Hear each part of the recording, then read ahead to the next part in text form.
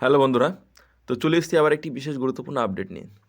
তো তোমরা থাম্বনেল থেকে বুঝতে পারছো যে লেডি কনস্টেবল যারা ছিল আর কি পরীক্ষা দিয়েছিল, তো সেখানে ১৪৯ জন ক্যান্ডিডেটের সাথে এক্সাইজে যেরকম ৫০০ ৫৫০ ছেলের ভুল হয়েছিল, সেরকম আবার তাদের সাথে হয়েছে ১৪৯ জন এই লেডি কনস্টেবলের প্রার্থীদের সাথে।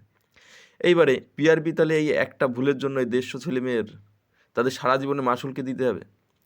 কেননা পিআরবি এরকম ভুল করতে থাকে, তাতে যারা আর কি পরীক্ষা দেয় তাদের মোটিভেশন যায়, যদি প্রথমবারে চান্স না পায় বা কোয়ালিফাই না করতে পারে, পরবর্তীতে তারাই আবার বলে আমাদের থেকে ভুল হয়েছিল।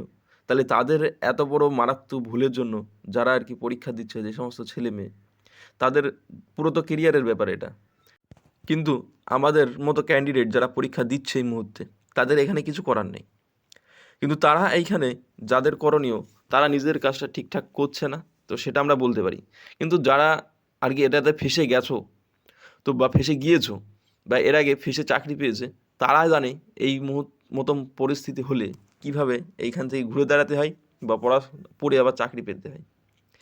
তো বন্ধুরা, একটা কথাই বলতে চাই, তো যে যারা আর কি এইটা ফেঁসে গেছো, এই ১৫০ জন ক্যান্ডিডেট, তোমাদের এখন কিছু করার নেই। তোমাদের একটাই লক্ষ্য হবে, যে মতো অবস্থায় হোক পরীক্ষাটা ক্র্যাক করা, অর্থাৎ চাকরিটা তোমাদেরকে হাতে নিয়ে নেওয়া, অর্থাৎ তোমরা পাস করবে কিভাবে, তোমাদের সেটাই চিন্তা। কিন্তু এখন এই অল্প সময় তোমরা কিভাবে পাস করবে বা কিভাবে কোয়ালিফাই মেন করে নেবে, তো সেখানে তোমরা কিভাবে ইন্টারভিউতে বসবে, তো সেখানে কিভাবে তোমরা আর কি এই পরীক্ষাতে যে নিজেদের প্রেশার কন্ট্রোল করবে, কেননা তোমাদের আগে থেকে যারা পড়াশোনা করছে, মেনের প্রিপারেশান নিচ্ছে, তো সেখানে তাদের সাথে তোমরা যে কিভাবে কম্পিটিশনে পেরে উঠবে, সমস্ত আর কি ব্যাপারটা তোমাদের মাথায় এখন ঘুরপাক খাচ্ছে, বা তোমরা ডিপ্রেশনে চলে যাচ্ছ।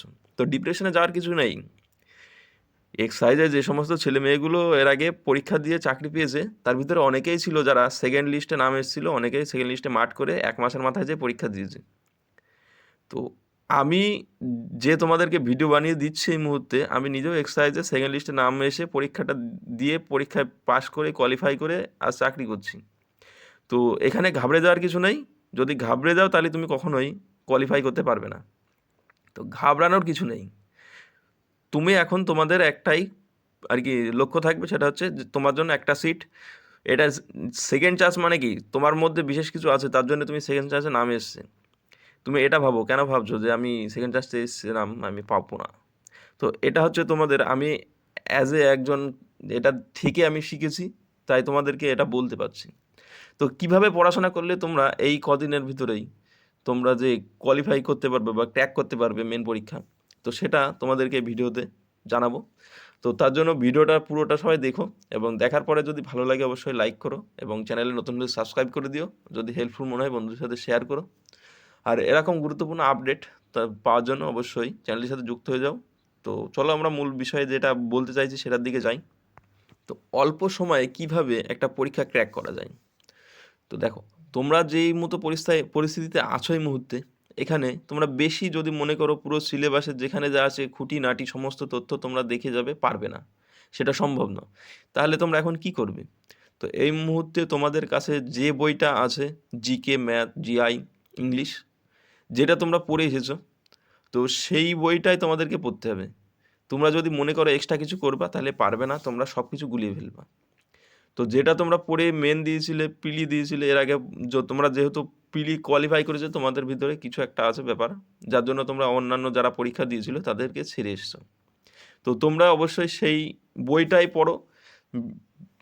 পিলিতে যেটা থাকে ইংলিশ থাকে না, আর মেনে ইংলিশটা থাকে। তো এইটার দিকে তোমরা ফোকাস করো। তোমরা যদি ইংলিশে একটু মোটামুটি করে আসতে পারো, তাহলে তোমরা আর কি গেনার হয়ে যাবে।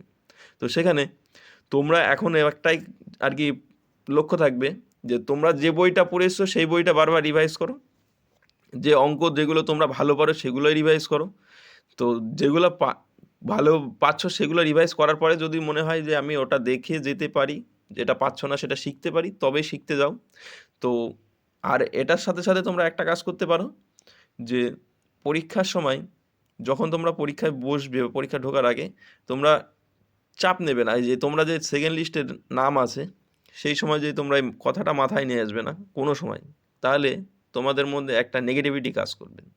তো এই কথাই বলতে চাই, যে যেটা পড়েছো সেটাই দেখো, রিভাইজ করো আর প্র্যাকটিস করো। প্র্যাকটিস করলে তোমরা সব কিছু করে দিতে পারবে।